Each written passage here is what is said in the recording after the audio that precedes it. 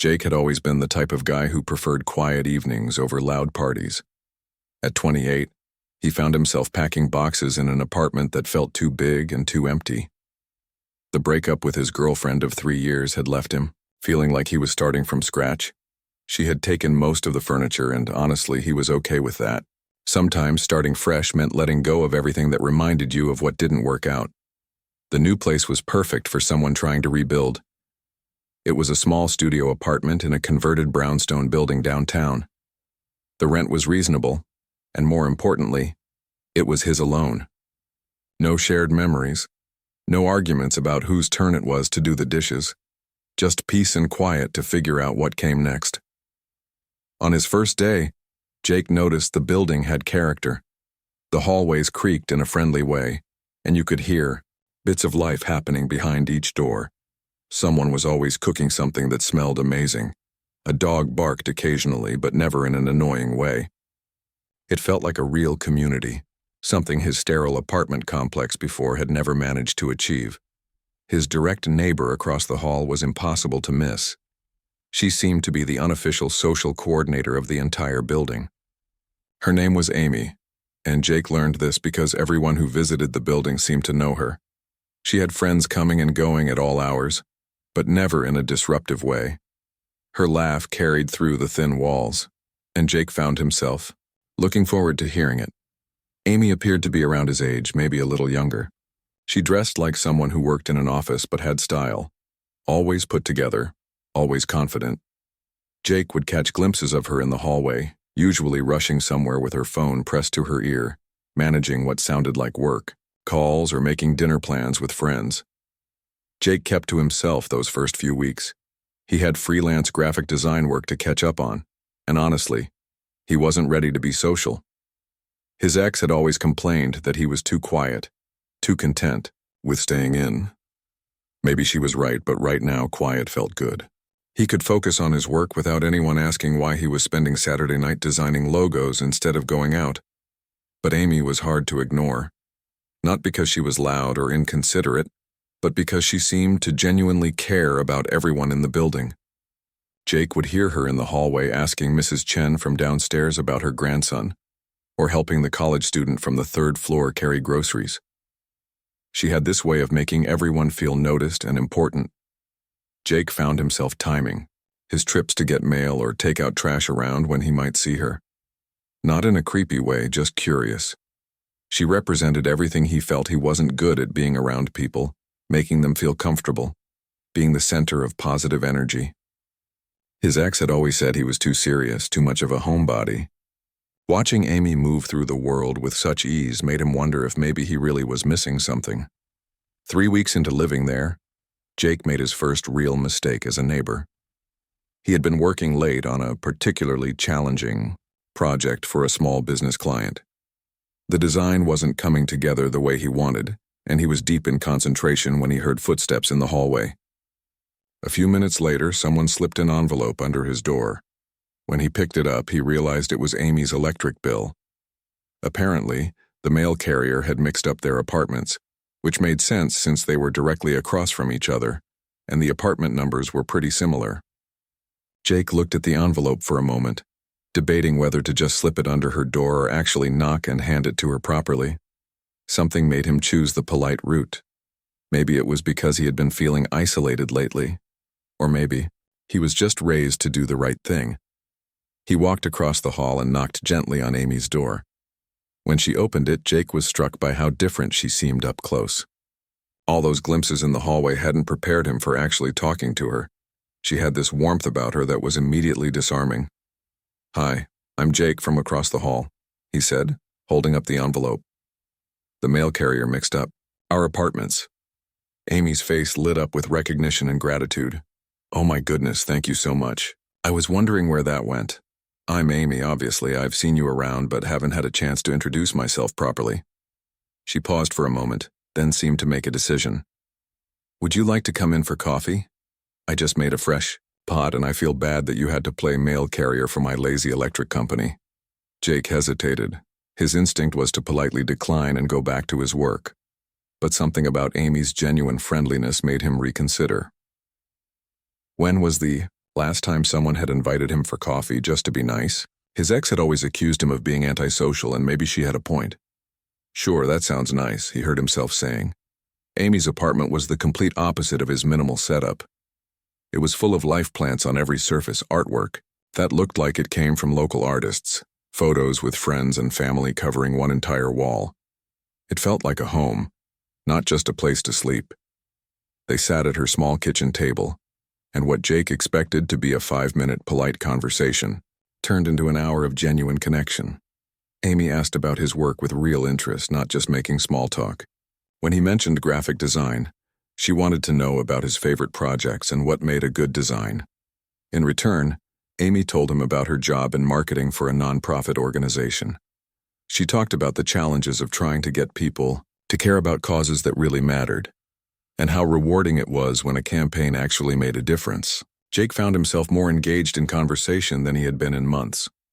What surprised him most was discovering that beneath Amy's confident exterior, she was thoughtful and introspective. She asked questions that made him think, and she listened to his answers like they actually mattered. It was refreshing after months of feeling like his thoughts and opinions weren't valued. When Jake finally excused himself to get back to work, he realized the design problem that had been frustrating him all evening suddenly felt manageable. Sometimes all you needed was a reminder that there were interesting people in the world who wanted to connect. As he sat back down at his computer, Jake could hear Amy moving around in her apartment across the hall. For the first time since moving in, the building felt less like a place he was hiding and more like somewhere he might actually belong. After that first coffee conversation, Jake found himself looking forward to small interactions with Amy in the hallways. She always had a smile and a quick hello, sometimes sharing funny stories about her co-workers or asking how his latest design projects were going. It was nice having someone who actually remembered what he did for work and cared enough to ask about it. 3 weeks had passed since their first real conversation. Jake had settled into a comfortable routine in his new place. He would work during the day, take breaks to walk around the neighborhood, and spend evenings either working on freelance projects or finally relaxing with a book. It felt good to have control over his schedule again, to not have someone constantly asking why he wasn't being more social or adventurous. One particular Friday night, Jake was deep into a rush project for a small restaurant chain. They needed a complete rebrand, and the deadline was Monday morning. He had been working since early afternoon, surviving on coffee and determination. The apartment was quiet except for the soft clicking of his keyboard and the occasional sound of life from other apartments in the building. Around 11:30, Jake heard footsteps in the hallway. This wasn't unusual. People came and went at all hours, especially on weekends. He assumed it was probably college students from upstairs coming back from whatever college students did on Friday nights. He didn't think much of it and kept focused on adjusting the color scheme for the restaurant's new logo. A few minutes later, Jake heard his door handle turning. This also wasn't completely shocking. His roommate David sometimes crashed at the apartment when he was in town for work, though he was supposed to be traveling this week. David had a key and a habit of showing up unexpectedly when his business trips ended early. Jake didn't even look up from his computer screen. "Hey man, I thought you were supposed to be in Chicago until Sunday," Jake called out, still focused. On his design work, there was no response, which was weird. David was usually pretty chatty, especially after long work trips. Jake finally turned around in his desk chair to see what was going on. Standing in his doorway was Amy, and she looked absolutely mortified. She was wearing a long coat that looked like she had grabbed it quickly, and her hair was messy in a way that suggested she had been out with friends. She stood frozen in the doorway, clearly realizing she had made a terrible mistake. "Oh my God," Amy said, her face turning red. "Oh my God, I am so sorry. I thought this was Lisa's apartment." Jake blinked, trying to process what was happening. "Lisa?" "My friend Lisa, she lives in 4B, and she gave me her spare key because I was supposed to crash at her place tonight after girls' night.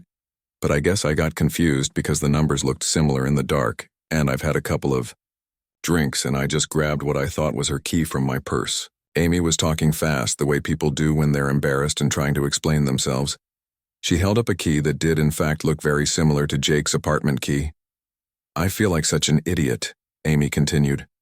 "Lisa's apartment is One floor up, and I guess I just automatically came to this floor because this is where I usually visit. And the hallway looks exactly the same, and oh my God, I just walked into your apartment like I owned the place."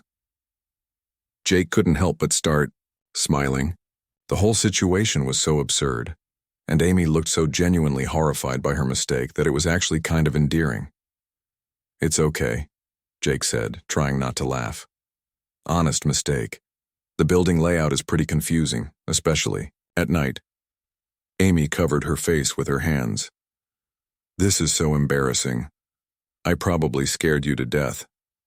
You probably thought someone was breaking in." "Well, you would be the most polite burglar ever," Jake said. "Most break-ins don't involve someone apologizing profusely and explaining their entire thought process." That got a small laugh from Amy, though she still looked mortified. She started backing toward the door. "I should go. I'm so sorry again. I'll just go find Lisa's actual apartment and pretend this never happened." "Hey, wait," Jake said, standing up from his desk chair. "Are you okay to get upstairs? I mean, if you've been drinking." Amy paused. "I'm okay. I'm not drunk or anything. Just tired and clearly more confused than I thought. Girls' night went later than planned, and I guess my brain isn't firing on all cylinders." There was an awkward moment where they both stood there, not quite sure how to end this strange encounter. Amy was clearly embarrassed, and Jake felt bad for her. He could imagine how mortifying it would be to accidentally walk into someone else's home. "You know what?" Amy said suddenly, and despite her embarrassment, Jake could see a hint of her usual confidence returning. "I guess this means you're stuck with me now." "Stuck with you?" Jake asked. "Well, you've officially seen me at my most embarrassing moment, walking into the wrong apartment looking like I got dressed in the dark, probably smelling like the Mexican restaurant we went to for dinner. So now you're mine, in the sense that you're stuck knowing this incredibly embarrassing secret about me." She said it with a self-deprecating smile that made Jake realize why everyone in the building seemed to gravitate toward Amy. Even in an embarrassing situation, she could find a way to make light of it. "I don't think you look embarrassing," Jake said honestly. "Just human." Something about the way he said it made Amy stop moving toward the door. She looked at him for a moment, and Jake realized this was probably the first time he had seen her without her usual put-together appearance. She looked more real somehow, more approachable. "Thank you for being so nice about this," Amy said. "Most people would have been freaked out or angry. Most people probably don't accidentally walk into the right person's apartment," Jake replied. Amy tilted her head, looking confused. "What do you mean?" Jake felt himself getting a little bold, maybe inspired by Amy's ability to find humor in awkward situations. "I mean, if someone was going to accidentally walk into my apartment, I'm glad. It was someone I actually wanted to see." The words hung in the air between them for a moment. Amy's expression shifted from embarrassment to something softer, more curious. "Oh," she said quietly. "Yeah, oh," Jake replied, feeling his cheeks warm up. Amy smiled, a real smile this time, not just trying to laugh off her embarrassment. Well, in that case, maybe this wasn't such a terrible mistake after all. They stood there for another moment, both seeming to realize that something had shifted between them. What started as an embarrassing accident had somehow become the most honest conversation they had ever had. "I should still go find Lisa," Amy said eventually. "She's probably wondering where I am." "Right, of course," Jake said. "Do you want me to walk you up? Make sure you find the right door this time?" Amy grinned. "That might be a good idea. I've clearly proven I can't be trusted to navigate this building on my own." As they stepped into the hallway together, Jake realized his design project was the furthest thing from his mind. Sometimes the best moments in life were the ones you never saw coming. The morning after Amy's accidental visit, Jake woke up thinking about their conversation in the hallway. There had been something different about her that night, something more genuine than their usual polite neighbor interactions. Maybe it was seeing her flustered and human instead of always perfectly composed. Or maybe it was the way she had laughed off her embarrassment and turned it into something they could both smile about. Over the next few days, their hallway encounters became longer and more comfortable. Amy would pause when she saw him checking his mail, asking about his weekend or sharing funny stories from her office. Jake found himself looking forward to these moments more than he wanted to admit. One Tuesday evening, Amy knocked on his door with a plate of cookies. "I made way too many," she explained. "My mom's recipe, but I apparently can't do math and doubled everything by accident." Jake invited her in, and they ended up talking until almost midnight. That's when he learned that Amy's confident, social, butterfly act wasn't the whole story. She told him about growing up with parents who divorced when she was in high school, how she had learned to be the person who kept everyone else happy because it was easier than dealing with conflict. "I think I got really good at being what people wanted me to be," Amy said, curled up on his couch with a cup of tea. The friend who always has energy for plans, the co-worker who volunteers for extra projects, the daughter who never causes drama. "Sometimes I forget what I actually want." Jake understood that feeling more than he expected. His ex had always pushed him to be more outgoing, more social, more like her friends' boyfriends. He had spent 3 years trying to be someone he wasn't, thinking that would make the relationship work better. "Maybe that's why I like talking to you," Amy continued. "You don't seem to need me to be anything specific. You just let me be whoever shows up." That comment stayed with Jake long after Amy went back to her apartment. He realized she was right. He didn't have expectations for who she should be. And maybe that's why he felt so comfortable around her too. She didn't make him feel like he needed to change or be more entertaining. Their friendship deepened over the following weeks. Amy started stopping by when she had rough days at work, and Jake found himself sharing stories about his childhood and his dreams for his design business that he had never told anyone. They developed a routine of watching old movies together on Sunday nights, usually falling asleep on opposite ends of his couch. But Jake was starting to realize his feelings for Amy went beyond friendship. The way she concentrated when she was helping him brainstorm ideas for client projects. How she always remembered small details about things he had mentioned in passing. The fact that she seemed genuinely excited about his successes, like when he landed a big contract with a local nonprofit. The problem was, Jake couldn't tell how Amy felt about him. She was naturally affectionate with everyone, so when she hugged him goodbye or fell asleep against his shoulder during movies, he couldn't read too much into it. And given her comment about always being what people wanted her to be, he didn't want to pressure her or change the comfortable dynamic they had built. Things got more complicated when Amy started talking about her ex-boyfriend, Ryan. He had been texting her recently, asking to meet up and talk about getting back together. Amy seemed conflicted about it, which Jake tried to be supportive about, even though the idea of her getting back with someone else made his stomach hurt. Ryan was safe, Amy explained one evening while they were making dinner together in Jake's kitchen. "We had this routine and he liked the social version of me. We went to parties, double-dated with his friends, did all the normal couple things. But I never felt like I could just be quiet with him, you know? Like, if I wasn't entertaining or energetic, he would get bored." Jake wanted to tell her that he loved her quiet moments, that some of his favorite times were when they sat in comfortable silence while he worked on designs and she read on his couch. But he didn't know if that would be crossing a line from friend to something else. "What are you going to do?" Jake asked instead. Amy shrugged. "I don't know. Part of me thinks maybe I should give it another try. Ryan knows what he wants and he's ready for serious stuff like moving in together and meeting each other's families. Maybe that's what I should want too."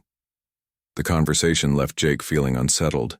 He realized that Amy was talking about Ryan, the same way she talked about her job or her social commitments, like it was something she should do rather than something she wanted to do. That weekend, Jake ran into Amy and a guy he assumed was Ryan at the coffee shop downstairs. Ryan was exactly what Jake had pictured, confident and well-dressed, the type of guy who probably never had trouble knowing what to say in social situations. Amy introduced Jake as her neighbor, and Ryan was polite but clearly not interested in extended conversation. Watching them together, Jake could see what Amy meant about Ryan liking the social version of her. Amy was animated and chatty, laughing at Ryan's stories and asking questions about his work.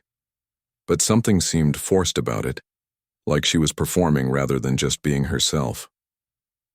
When Jake got back to his apartment, he felt frustrated and confused. He cared about Amy enough to want her to be happy, but he couldn't shake the feeling that she was settling for something that looked right on paper instead of something that actually felt right. That night, Jake heard Amy's door close around 11, which was early for her weekend returns. A few minutes later, there was a soft knock on his door. When he opened it, Amy was standing there in sweatpants and a hoodie, looking tired. "How was your date?" Jake asked, though he wasn't sure he wanted to hear the answer. "Fine," Amy said, but she didn't sound like someone who had just had a fine evening. "Can I come in? I know it's late." They sat on his couch, and Amy curled up in what had become her usual spot. "Ryan wants to try again. He has this whole plan about how we can make it work better this time." "What do you want?" Jake asked. Amy was quiet for a long time. "I don't know," she said finally. "I keep thinking I should want what he's offering. It makes sense on paper. We have history, we get along, our friends like us together." Jake wanted to ask if she loved Ryan, but he was afraid of what the answer might be. Instead, he said, "But do you feel like yourself when you're with him?" Amy looked at him with an expression he couldn't quite read. "No," she said quietly. "I don't think I do." They sat in silence for a while, both lost in their own thoughts. Jake realized he was at a crossroads. He could keep being the supportive friend who listened to Amy figure out her relationship with someone else, or he could be honest about his own feelings and risk changing everything between them. But before he could decide what to do, Amy fell asleep against his shoulder, the way she had so many other Sunday nights.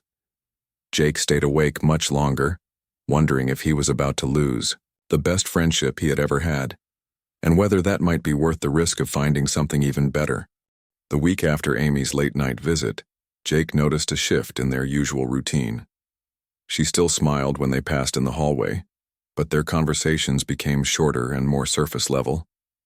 No more knocking on his door with leftover cookies or falling asleep during Sunday night movies. Jake tried to tell himself it was probably just work stress or her trying to figure out the situation with Ryan, but he couldn't shake the feeling that something had changed between them. On Thursday evening, Jake was coming back from the grocery store when he heard Amy's voice through her apartment door. She was on the phone, and while he didn't mean to eavesdrop, her conversation was loud, enough to hear clearly as he fumbled with his keys. "I know we had problems before, Ryan, but maybe you're right. Maybe I was just scared of commitment," Amy was saying. "I've been thinking about what you said about giving us another real chance." Jake's heart sank. He stood frozen outside his door, grocery bags growing heavy in his hands, listening to Amy discuss getting back together with her ex. "No, you're right, I have been different lately. I think I got too comfortable being on my own, but that's not really moving forward, is it?" Amy continued. "Maybe I need to stop overthinking everything and just trust that we can make it work. This time." Jake finally managed to get his door open and practically threw his groceries on the counter. He felt like an idiot. Of course, Amy would choose Ryan. Ryan was the obvious choice, the safe choice, the one who made sense. Jake was just the quiet neighbor who had been a good distraction, while she figured out what she really wanted. Over the next few days, Jake threw himself into work. He took on extra projects, stayed up late perfecting designs that were already good enough anything to keep his mind busy. When he heard Amy in the hallway, he found reasons to stay inside his apartment. It was easier than pretending everything was normal when it felt like his chest was tight every time he saw her. Amy must have noticed the change because on Saturday morning, she knocked on his door. Jake considered pretending he wasn't home, but that felt childish and unfair. "Hey, stranger," Amy said when he opened the door. "I feel like I haven't seen you all week." "Just busy with work," Jake replied, which wasn't entirely a lie. Amy studied his face. "Are you okay? You seem different." Jake wanted to tell her the truth, that he had been falling for her for weeks, that hearing her plan to get back with Ryan felt like a punch to the stomach, that he was trying to protect their friendship by pulling back before he said something that would make things awkward between them. Instead, he said, "I'm fine. Just have a lot of deadlines coming up." Amy didn't look convinced, but she didn't push. "Okay, well, if you need a break from work, you know where to find me." After she left, Jake felt worse than before. Now he was not only dealing with his own disappointment, but he was also being a terrible friend. Amy didn't deserve the cold shoulder just because he had developed feelings she didn't return. That evening, Jake decided he needed to get out of the building before he did something stupid like knock on Amy's door and confess everything. He went to the bar a few blocks away, not to drink away his problems, but just to be somewhere that didn't smell like Amy's perfume or remind him of their movie nights. He was nursing his second beer and trying to focus on the basketball game on TV when his phone buzzed with a text from Amy. "I saw you leave, everything okay?" Even when he was trying to avoid her, she was still looking out for him. Jake felt like even more of a jerk. He texted back, "Just needed some air. Don't worry about me." Amy's response came quickly. "That's what friends do. We worry about each other." The word friends hit harder than Jake expected. He put his phone away and tried to focus on the game, but his mind kept wandering back to Amy's conversation with Ryan and what it meant for whatever had been building between them. When Jake got back to the building around 10, he could hear voices coming from Amy's apartment. Through the thin walls, he recognized Ryan's voice along with Amy's. They seemed to be having an intense conversation, though he couldn't make out specific words. Jake tried to ignore it and focus on some design work, but around 11:30, he heard Amy's door open and close, followed by footsteps in the hallway. A few minutes later, there was a soft knock on his door. When Jake opened it, Amy was standing there looking upset. Her eyes were red like she had been crying, and she was still in the same clothes she had been wearing that morning. "Can I come in?" she asked quietly. Jake stepped aside and Amy walked to his couch, sitting in her usual spot. For a few minutes, neither of them said anything. "Ryan and I broke up," Amy said finally. "I mean, we broke up again. Officially this time." Jake didn't know what to say. Part of him felt relief, but Amy looked so sad that he mostly just felt bad for her. "I'm sorry," Jake said, sitting down next to her but leaving some space between them. Amy shook her head. "Don't be sorry. It was the right thing to do. I kept trying to convince myself that I wanted what he was offering, but tonight I realized I was just scared of being alone." She looked at Jake directly for the first time since she had arrived. "He asked me why I kept comparing our relationship to other people, and I realized I was thinking about you, about how easy and comfortable it is when we talk, how I don't feel like I have to perform or be entertaining every minute." Jake felt his heart start beating faster, but he didn't want to assume anything. "Ryan said I was different lately, and he was right. But not in a bad way. I've been more honest, more willing to just be quiet and think about what I actually want instead of what I think I should want." Amy moved a little closer to Jake on the couch. "I think you've been avoiding me this week, and I think I know why." Jake looked down at his hands. "Amy, I don't want to make things weird between us. You're the best friend I've had in a long time, and I don't want to mess that up. What if I told you that I don't want to be just friends anymore?" Amy asked softly. Jake looked up at her, searching her face to see if she really meant it. "I heard you on the phone with Ryan earlier this week," Jake admitted. "You sounded like you had decided to give him another chance, so I tried to give you space to figure that out." Amy's expression shifted to understanding and then regret.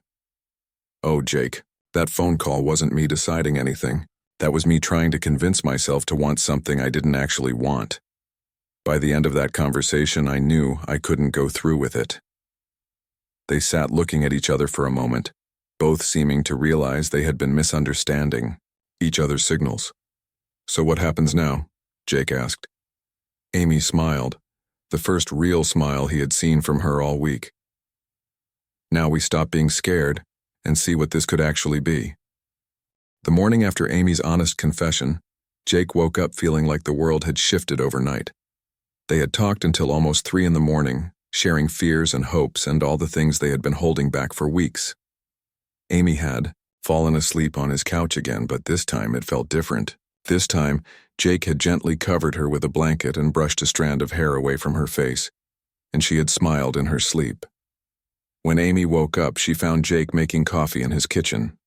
For a moment, they both seemed unsure how to act after everything they had shared the night before.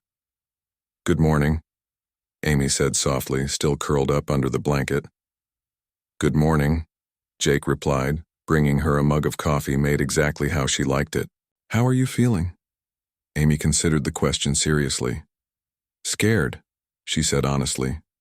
But good scared. Like standing at the edge of something that could be really wonderful or really complicated. Jake sat down next to her, leaving a little space but not as much as he would have a week ago. We don't have to rush into anything, he said.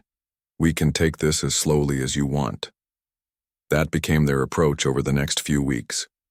They were still neighbors, still friends, but now there was an acknowledgement of something deeper growing between them. Their movie nights became intentionally planned dates. Their casual hallway conversations turned into long walks around the neighborhood. Jake started holding Amy's hand when they walked, and Amy started staying over more often, gradually leaving small things in Jake's apartment. The change wasn't just romantic. Amy seemed more relaxed, more willing to have quiet evenings instead of always needing to be social and entertaining. Jake found himself becoming more confident, more willing to share his opinions and ideas instead of just going along with what other people wanted. I like who I am when I'm with you, Amy told Jake one evening while they were cooking dinner together. I feel like I can just exist without having to justify it or make it more interesting for anyone else. Jake understood exactly what she meant. With Amy, he didn't feel pressure to be more outgoing or social. She appreciated his thoughtfulness and his tendency to listen more than he talked. About a month after they officially started dating, Amy brought up the night she had accidentally walked into Jake's apartment. I have a confession, she said while they were lying in bed one Sunday morning. That night wasn't completely an accident. Jake turned to look at her. What do you mean? Amy looked embarrassed but determined to be honest. I mean, I really did get confused about which apartment was Lisa's, and I really did have too much to drink. But I had been thinking about you all evening, wondering what you were doing and whether you ever thought about me as more than just a neighbor. She paused, gathering courage to continue. When I realized I had walked into your apartment instead of Lisa's, part of me was mortified, but part of me was also excited that I finally had a reason to really talk to you. Jake smiled and pulled her closer. So you're saying my charming personality and good looks had nothing to do with it? Amy laughed and playfully hit his shoulder. Your charming personality definitely helped, but I think I was already halfway to falling for you before that night. The apartment thing just gave me an excuse to stop pretending I wasn't interested. They were quiet for a moment, both thinking about how much had changed since that embarrassing evening. Do you remember what you said that night?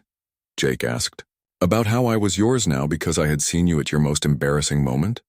Unfortunately, yes, Amy said, covering her face with her hands. I can't believe I said something so cheesy. I liked it, Jake said, gently pulling her hands away from her face. It felt like you were claiming me in a good way, like you wanted me to be part of your life. Amy's expression grew serious. I did want that. I do want that. 3 months into their relationship, Jake and Amy decided to make things more official. Not by moving in together, they both agreed they wanted to take that step slowly, but by introducing each other to their families and friends as a real couple. Amy's friends from work were thrilled, especially Lisa, who claimed she had been trying to set Amy up with someone like Jake for years. Jake's sister, who visited from out of town, immediately loved Amy's warmth and energy, but also noticed how calm and centered Amy seemed around Jake. She's good for you, Jake's sister told him privately. You seem more confident, more like yourself. The real test came when they hosted their first party together in Jake's apartment. Amy wanted to have a small gathering for some of her friends from the building, and Jake was nervous about being social with a group. But Amy made it easy, including him in conversations naturally and never making him feel like he had to be someone he wasn't. As the evening went on, Jake realized he was actually enjoying himself. Amy's friends were genuinely nice people, and they were interested in his work and opinions. Mrs. Chen from downstairs even asked him to design a flyer for her grandson's school fundraiser. After everyone left, Jake and Amy cleaned up together, working in comfortable sync the way couples do when they know each other's rhythms. That was fun, Jake said, genuinely surprised by how much he had enjoyed the evening. "You were amazing tonight," Amy said, putting her arms around his neck. "I loved watching you talk to everyone about your design work. You got so animated explaining that logo project." Jake realized Amy was right. He had been excited to share his passion with new people, something he never would have felt comfortable doing before. "I think you're rubbing off on me," Jake said, in a good way. "And you're rubbing off on me," Amy replied. "I actually turned down 3 different social events this week because I wanted to stay home and read. The old me would have felt guilty about that." 6 months after that first accidental encounter, Jake and Amy were stronger as individuals and as a couple. Amy had learned to balance her social nature with time for herself and her relationship with Jake. Jake had discovered that being introverted didn't mean he couldn't enjoy meeting new people and sharing his passions. One evening, while they were having their usual Sunday night movie, Amy looked around Jake's apartment, which now had touches of her personality mixed with his minimalist style. "You know," Amy said, "I think that embarrassing night when I walked into your apartment was the best mistake I ever made." Jake paused the movie and looked at her seriously. "It wasn't a mistake," he said. "Maybe the apartment mix-up was accidental, but everything after that was a choice. We chose to be honest with each other. We chose to take risks. We chose to build something real." Amy smiled and curled up closer to Jake. "You're right, and now you really are mine and I'm yours. But this time it's because we both decided we wanted it that way."